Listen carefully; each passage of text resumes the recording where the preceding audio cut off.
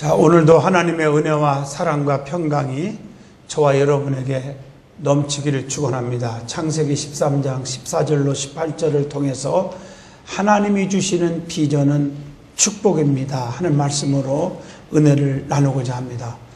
사람은 누구나 부족하고 또 연약한 자이지만 전능하신 하나님이 나와 함께 하실 때는 상상을 초월한 엄청난 축복과 기적이 반드시 있습니다.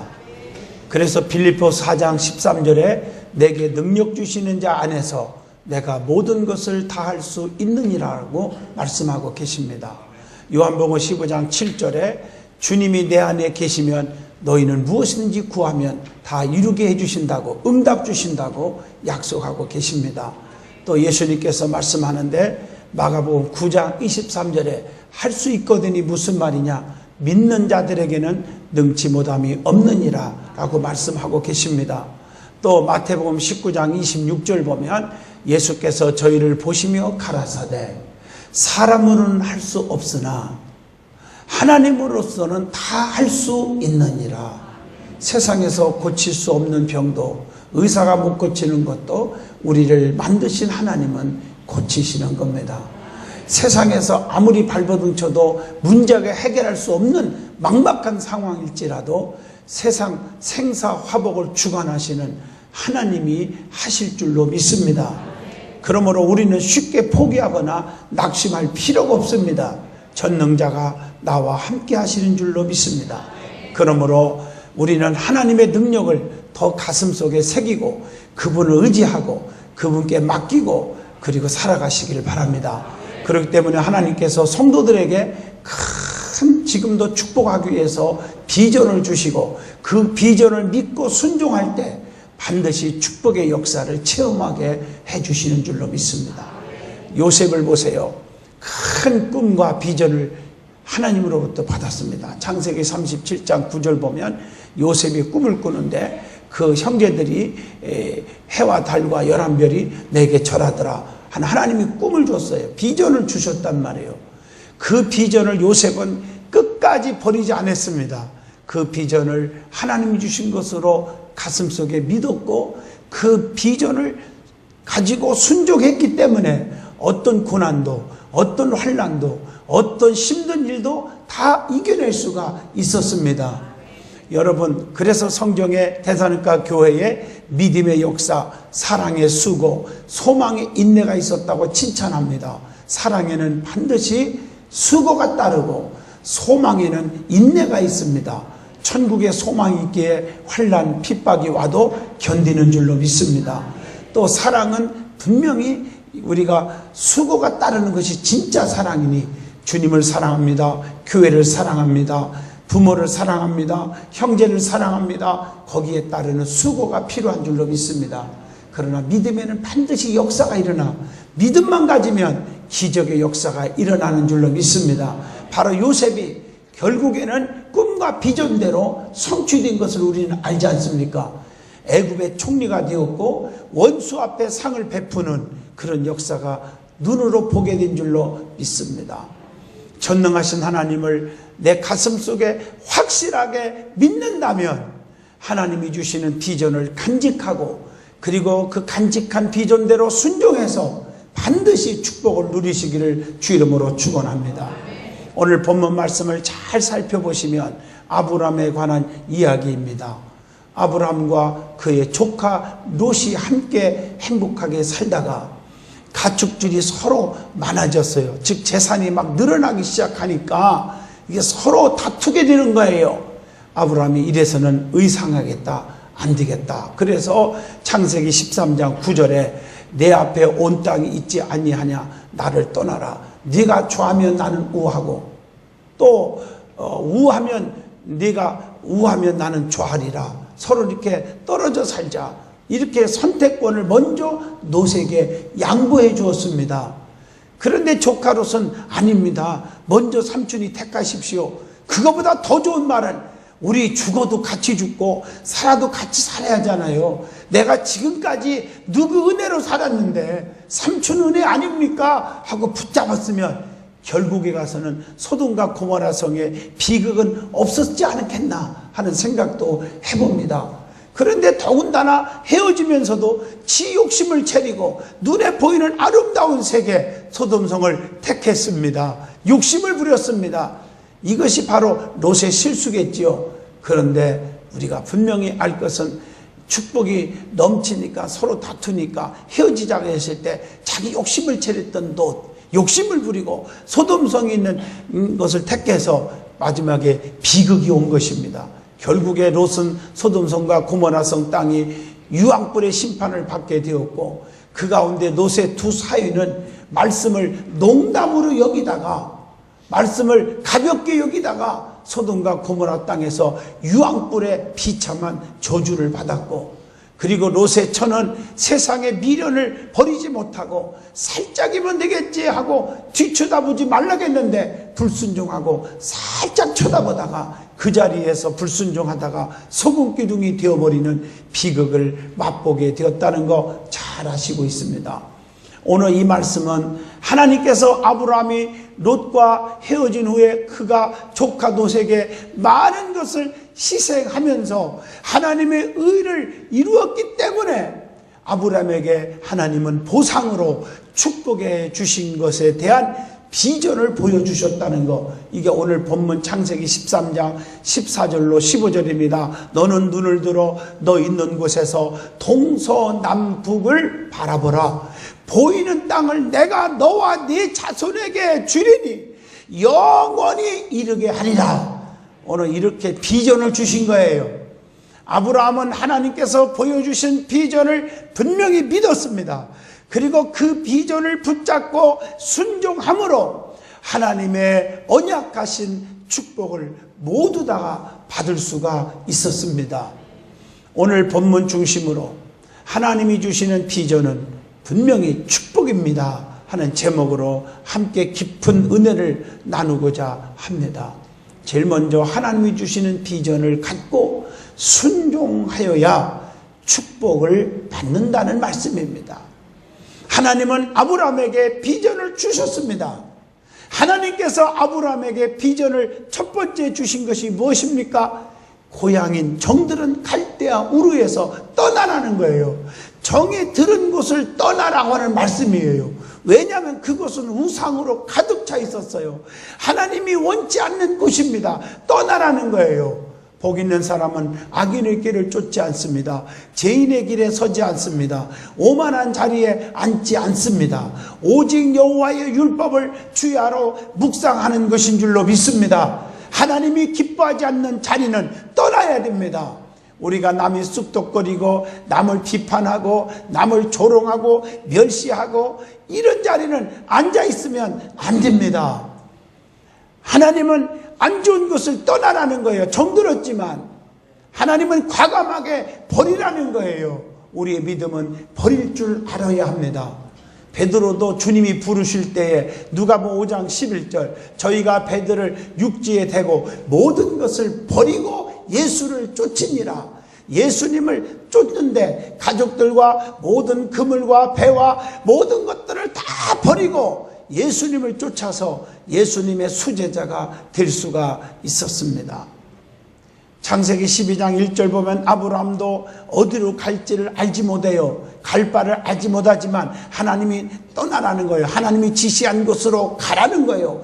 하나님께서 엄청난 비전을 주시면서 가라는 거예요. 이해할 수 없는 하나님의 명령입니다.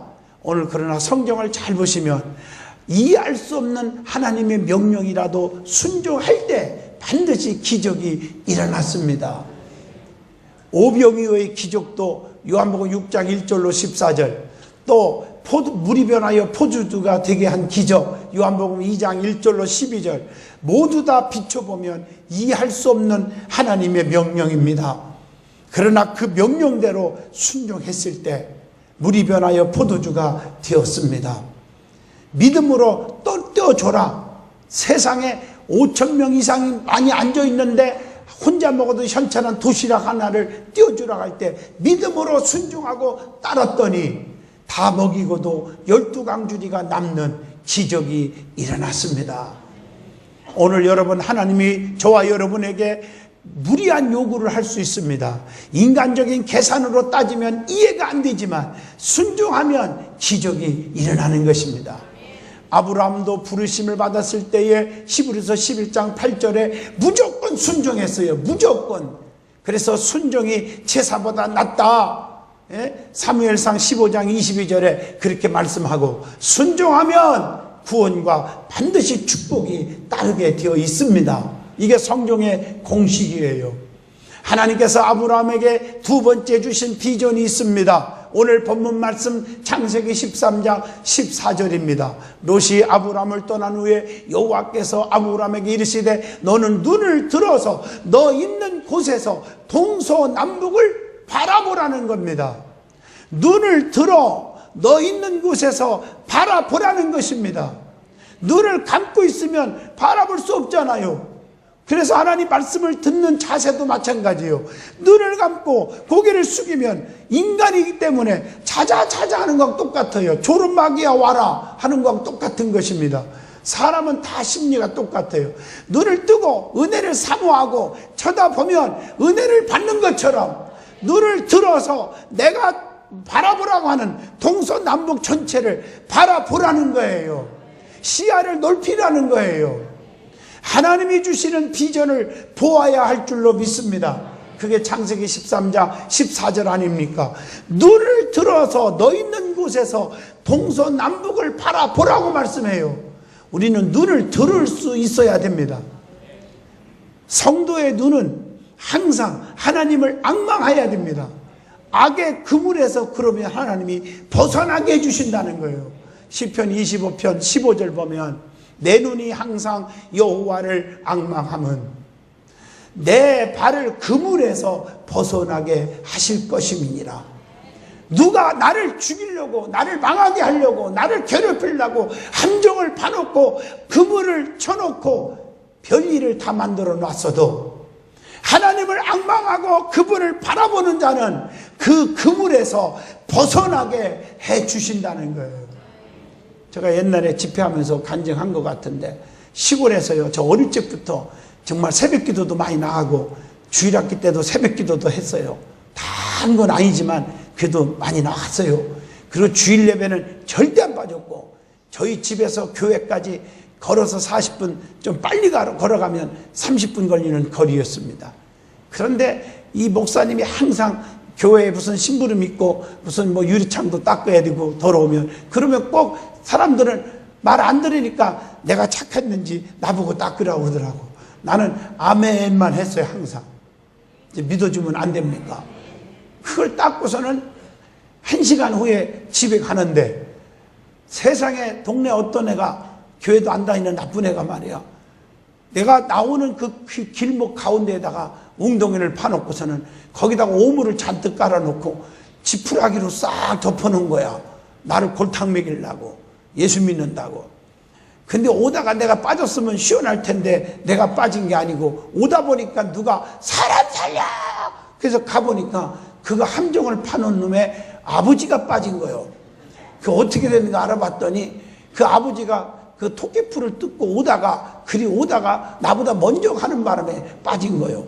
나는 목사님 말씀에 아멘 하는 바람에 심부름하고 청소하고 1시간 늦게 오는 바람에 내가 안 빠졌어요. 그래서 나는 또 얼마나 착해요. 그냥 지나가야 되는데 건져주시면서, 어르신, 내가 그거 회개했어요. 그냥 지나가면 좋았는데, 어르신, 누가 그런 줄 아세요? 어르신 아들이 그랬어요. 일렀네. 그날 엄청나게 두드려 맞았어, 이 아들이. 인간적으로는 시원하지만 나는 그때 일을 생각하면서 하나님 앞에 회개했어요. 아닌 일 읽고 잘못했다고. 여러분, 우리는요, 어떤 환난이 오고 핍박이 오고 그물을 쳐놔도 하나님을 앙망하는 사람은 반드시 그물에서 벗어나게 해주신다고 시편 25편 15절에 약속하고 계십니다. 눈이 하나님을 향하여 있으면 하나님은 그냥 버려두지 아니하신다. 시편 14편 18절에도 말씀하고 계십니다. 여러분, 하나님이 내 하나님인 줄로 믿습니다. 하나님께서는 성도들에게 깨닫는 마음과 보는 눈과 듣는 귀를 주셨다고 신명기 29장 4절에 말씀했고, 그래서 우리는 하나님을 떠나지 않는 눈은 악인과 원수의 망함을 보게 될 것이다. 즉 원수 앞에 상을 베풀어 주신다. 잠언서 29장 16절에 악인이 많아지면 죄도 많아지거니와 의인은 그들의 망함을 보게 하리라. 여러분, 하나님은 원수 앞에 상을 베풀어 주시는 줄로 믿습니다. 하나님은 우리를 눈동자같이 지켜주신다고 신명기 32장 10절에 말씀합니다. 여호와께서 그를 황무지에서 짐승의 부르짖는 광야에서 만나 주시고 호위하여 주시고 보호하여 주시며 자기 눈동자같이 지켜주셨도다 약속하고 계십니다. 있는 곳에서 동서남북을 바라보아야 한다는 오늘 14절을 기억하십시오. 바라보라고 하는 말은 히브리 원어를 보면 라하흐 하는 말인데, 눈으로 바라보는 것으로 비전을 가지라고 하는 영적인 의미가 있습니다. 있는 곳에서 좌절하거나 포기하지 말고 동서남북을 보아야 합니다. 마태복음 7장 7절로 8절에 구하고 찾고 두드리라는 말씀 있잖아요. 그러면 때가 되면 다 하나님께서 열어주시고 응답 주실 줄로 믿습니다. 저는 어렸을 때 가난 속에서 정말 믿기 어렵지만 정말 고통을 많이 받았어요. 배고픔의 서러움, 대학 등록금이 없어서 여기저기 다니면서 모으냐고, 안 해본 것이 없이 다 일도 해보고 아르바이트도 하고 다 했어요. 그런 가난 속에서 죽고 싶은 적이 한두 번이 아니에요. 오늘 그렇지만 제가 하나님 앞에 말씀을 보고 기도하는 가운데 제가 일기장의 첫 페이지에 쓴 내용이 지금도 달달달 애옵니다. 주어진 환경이 어렵다 하여 비록 제 할 일을 못한다면 결국 누구를 원망하고 무엇을 후회하게 될 것인가. 오늘 이 고백을 하면서 저는 참고 인내했습니다. 결국에는 하나님께서 오늘날까지 저를 이곳으로 또 축복으로 인도해 주셨습니다. 주님은 살아계십니다. 요셉은 꿈을 위해서 기다렸습니다. 창세기 40장 23절. 엄청난 환난과 고통이 왔지만 참았습니다. 요셉처럼 꿈을 가진 자는 반드시 성공 내지는 축복을 보게 되는 줄로 믿습니다. 꿈을 바라보고 살았던 요셉의 삶의 모습이 어떤 모습이었을까? 비전을 가지고 살아가는 사람은요, 삶의 모습이 요셉을 통해서 본받으시기를 축원합니다. 요셉은 창세기 37장 12절로 13절에 정말 충실한 자였습니다. 여러분, 우리 믿는 사람들은 충실해야 됩니다. 정말 하나님 앞에 헌신도 해야지만 진실해야 됩니다. 의롭게 살아야 합니다. 바르게 살아야 합니다. 이것이 중요합니다. 저는 목회하면서 보면 진실한 자들이 결국에 성공하는 것이지, 그 사람을 속이고 속일 수 있지 얼마든지. 여기 서 있는 담임 목사도 속이는 분이 있거든요. 알아요, 제가. 그래서 믿음 있는 척하고 충성하는 척 잡아치고 알죠. 오늘 그러나 결국에 가서는 풀리질 않아요. 그런 분들이 너무 안타까워요. 그러나 진실한 자는 결국에는 성공하는 것을 보게 되는 줄로 믿습니다. 충실한 자가 바로 요셉이었습니다. 그리고 창세기 37장 5절로 11절 보면 꿈과 이상으로 가득 찼습니다. 항상 여러분은 꿈과 이상으로 가득 가슴속에 차시기를 축원합니다. 그리고 창세기 39장 2절로 3절 하나님과 동행하는 삶을 살았습니다. 성경에 보면 환경이 아무리 어려워도 하나님과 동행하는 사람은 망하지 않았습니다. 다니엘은 포로로 잡혀간 자였지만 하나님과 동행하고 살았더니 그 나라의 방백 120명을 다스리는 수석 총리가 되었음을 잘 아십니다. 요셉도 마찬가지입니다. 하나님과 동행했더니 아무리 고난이 와도 이길 수가 있었고 하나님께서 요셉과 함께 하시고 지켜주신 줄로 믿습니다. 창세기 39장 3절로 5절 보면 맡은 일에 충성했습니다. 그는 창세기 39장 3절로 5절에 가정총무로 충실했고, 창세기 39장 22절로 23절에 보니까 전옥은 그의 손에 맡긴 것을 무엇이든지 돌아보지 아니하였으니, 다 맡길 수가 있었어요. 믿어줬다고요. 그만큼 진실하고 맡은 일에 최선을 다하는 요셉이었기 때문인 줄로 믿습니다. 그래서 맡은 자에게 구할 것은 충성이라고 성경은 가르쳐주고 있습니다.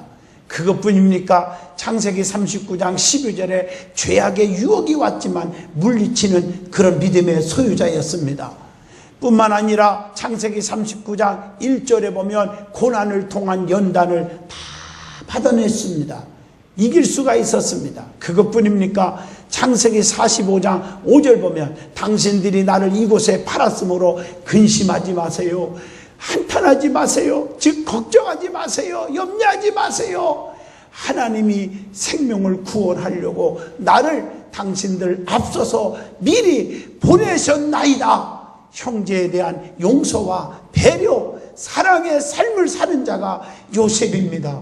아마 여러분 같으면 뭐라고 말할겠어요? 이런 장면에 왼수는 에나무단에서 만난다는데 잘 만났다. 여러분 생각해보세요. 형제들이 요셉을 죽이려고 그랬고 보디발의 집으로 돈 받고 팔아먹었단 말이에요. 이런 자들을 눈앞에 봤단 말이에요 지금. 그런데 형제들을 용서합니다. 근심거리도 안 주려고 형제들이 한 게 아닙니다. 하나님의 섭리론적 주권적인 섭리를 믿었습니다. 창세기 45장 7절로 8절, 나를 이리로 보낸 자는 당신들이 아니고 하나님이십니다. 여러분 섭리론적 믿음을 가지시기를 바랍니다. 여러분들이 신앙생활하면서 보세요. 지나고 보면 하나님이 하신 것을 느끼게 될 거예요. 하나님의 섭리를 인정할 줄 알아야 돼요. 그래서 인간의 생사 화복을 주관하시는 분은 하나님이십니다. 그래서 나의 삶의 운전대를 하나님께 맡길 수 있어야 됩니다.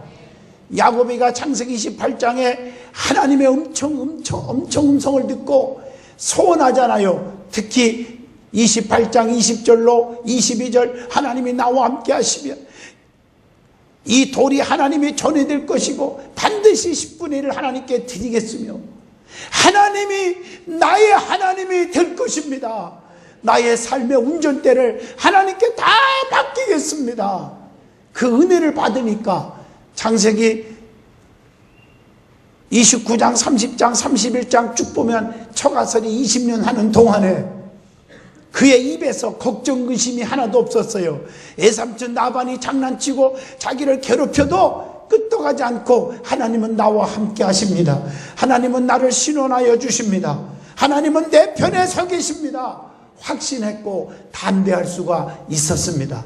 그래서 애삼촌 집에서 나올 때는 애삼촌 집보다 더 거부가 돼갖고 축복 속에 나온 것을 잘 하시지 않겠습니까? 사랑하는 성도 여러분, 성도는 항상 미래를 바라보는 신앙을 가져야 합니다. 그리고 세 번째, 비전에 순종해야 합니다. 오늘 본문 창세기 13장 17절에 보면은 너는 일어나 그 땅을 종과 휭으로 행하여 보라. 내가 그것을 네게 주리라. 참 멋있죠. 하나님께서 아브라함에게 비전을 보여주시고 순종을 요구한 것입니다. 비전에 순종하시면 축복이지만 불순종하면 복을 받을 수가 없습니다. 오히려 화가 임하는 것을 우리가 알 수가 있습니다. 요나를 보세요. 요나서 1장 3절로 4절에 니느웨라고 하는 비전을 줬어요. 니느웨 성이 회개하면 엄청난 역사를 이룰 것을 비전을 줬는데 이게 핑계대고 다 스스로 도망간 겁니다. 그래서 풍랑을 만나서 엄청난 고통을 받은 거 여러분 잘 아시지 않겠습니까? 여러분 비전에 대한 순종하기를 주 이름으로 축원합니다. 말씀을 농담으로 여긴 노새 두 사이는 심판을 받았고 노새처는 뒤쳐다보지 말라고 하는 말씀에 불순종함으로 소금 기둥이 되었으니 창세기 19장 14절 19장 26절 불순종이 얼마나 무서운가를 잘 알려주고 있습니다. 우리는 하나님이 주시는 꿈이 있습니다. 든든한 교회를 향하여 주시는 비전이 있습니다. 우리는 순종할 수 있기를 축원합니다. 그 엄청난 비전을 이루기 위하여 저와 여러분에게 하나님의 지혜와 능력과 축복을 주셔서 사용하실 줄로 믿습니다. 네 번째, 비전에 순종하는 자는 축복을 주신다고 하는 사실입니다. 그게 오늘 본문 창세기 13장 16절로 17절의 말씀입니다. 거기에 16절에 보면 자손에게 땅의 티끌과 같이 번창의 축복을 주신다고 약속했어요. 17절 보면 땅을 종과 흉으로 두루 다녀 보게 하고 다녔던 모든 것들을 다 주겠다고 하셨습니다. 오늘 여러분 비전을 가진 만큼 몽땅 다 하나님이 주시는 거예요. 나보고 뭘 바라보라고 합니까? 나보고 왜 다니라고 하십니까? 그랬으면 하나도 못 얻었을 거예요. 믿음으로 순종하고 다녔던 그 모든 땅을 다 네 거다 하고 주셨다는 거예요. 얼마나 감격스러운 얘기입니까? 하나님은 순종한 만큼 축복을 주시는 하나님이십니다. 하나님은 꿈꾼 대로 비전을 가진 대로 모두 다 이루어 주시는 분임을 이사야 41장 8절로 10절에도 말했잖아요. 내가 너를 굳세게 하리라. 참으로 너를 도와주리라. 참으로 나의 의로운 오른손으로 너를 붙들리라. 그렇기 때문에 너는 강하고 담대하라. 자로나 오르나 치우치지 말라고 명령하고 계십니다. 다음으로 은혜 받을 말씀은 꿈과 비전을 가진 자에게 축복 주시는 하나님은 어떤 하나님입니까? 하나님은 전지하십니다. 전능하십니다. 무소부재하신 분입니다. 다시 말하면 하나님은 능치보담이 없습니다. 또 모르는 것이 없습니다. 하나님은 안 계신 것이 없이 어디든지 계십니다 하는 뜻입니다. 그리고 두 번째, 하나님은 그분을 부르는 자에게 기적과 축복을 주시는 하나님이십니다. 그래서 창세기 22장 14절에 준비하신 하나님으로 여호와 이레라. 아브라함이 그 땅을 너에게 주셔서 여호와 이레로, 오늘까지 사람들이 이르기를 여호와 이레 산에서 준비되리라 하더라. 또 여호와 라파, 그래서 출애굽기 15장 26절에 여호와는 치료하는 여호와라. 또 출애굽기 17장 15절에 여호와 니시, 모세가 단을 쌓고 그 이름을 여호와 니시라 하고, 여러분 이겼다고 하는 축복입니다. 또 사사기 6장 23절로 24절에 보면은 평화를 주시는 하나님으로 여호와 샬롬이라고 말씀하고 계십니다. 사랑하는 성도 여러분, 여호와 니시, 여호와 샬롬, 여호와 라파, 하나님은 여기까지 도우셨다. 에베네셀, 하나님이 나와 함께 하신다. 임마누엘, 하나님이신 줄로 믿습니다. 그 하나님이 나의 하나님이십니다. 결론을 내리겠습니다. 성도는 하나님께서 주시는 비전을 보아야 합니다. 그리고 그 비전에 순종할 때 하나님은 축복의 기적을 반드시 주십니다. 하나님은 예배를 즐거워하고 그분을 위해 살려고 하는 사명을 가지고 나오는 자는 반드시 큰 비전을 주셨다는 것입니다. 그 비전을 이룰 수 있도록 하나님은 할 수 있도록 힘과 지혜와 능력, 영권을 주신다는 것입니다. 모세에게는 권능의 지팡이를 주셔서 사용하셨듯이, 엘리야에게는 권능의 두루마기를 주시고 사용했듯이, 엘리사에게는 갑절의 영감을 주셔서 사용했듯이, 오순절 마가다락방에 성령과 은사를 주셔서 강하게 사용하시고 기적을 이루신 하나님이십니다. 그러므로 비전 속에 축복을 받으시기를 축원합니다. 어리석은 자는 내 힘으로 한다고 생각하는 거예요. 그래서 자기의 잣대로 재보고 어려우면 못합니다, 안 합니다, 싫습니다라고 그러다가 정말 엄청난 축복을 저버리는 사람들이 얼마나 많은지 모릅니다. 오늘 저와 여러분 큰 비전을 하나님이 주십니다. 그 비전을 붙잡고 성공적인 삶으로 전진하시기를 주의 이름으로 축원드립니다. 기도합니다.